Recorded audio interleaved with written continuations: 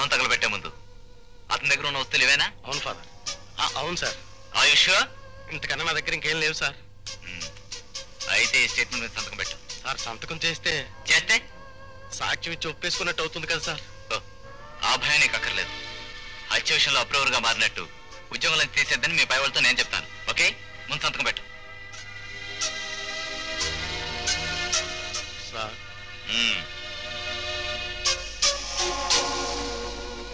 ఇక నన్ను వెళ్ళమంటారా సార్? తొందర ఎందుకు? ఈ రాత్రికి ఒక ముఖ్యమైన పని ఉంది. Please SIT down.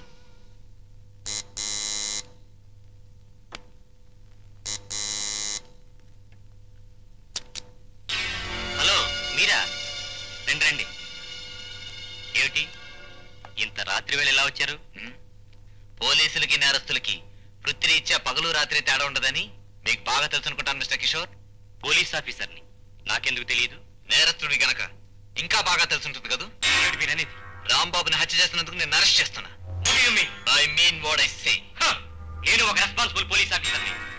నేను హత్య చేయడం ఏమిటి? చేసిన నేరాన్ని కాకి బట్టల వెనకాల దాచారనుకున్నా, కానీ నిజం నిప్పు లాంటిదని తెలుసుకోలేకపోయావు మిస్టర్ కిషోర్. మిస్టర్ విక్రమ్, మీరు క్రైమ్ బ్రాంచ్ ఆఫీసర్ అయినంత మాత్రాన అర్ధరాత్రి సాక్ష్యం లేకుండా నేరం మోపి నన్ను బెదిరించాలని చూస్తున్నారా?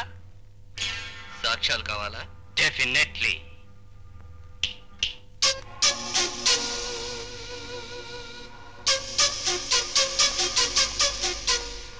ఇన్స్పెక్టర్ గారు, జరిగింది మూడో కంటికి తెలియకూడదన్నారు.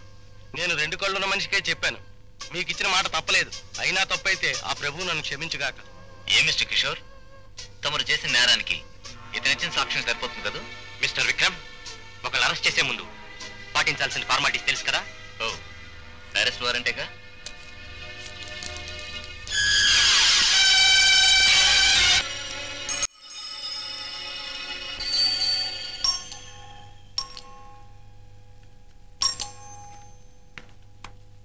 హలో.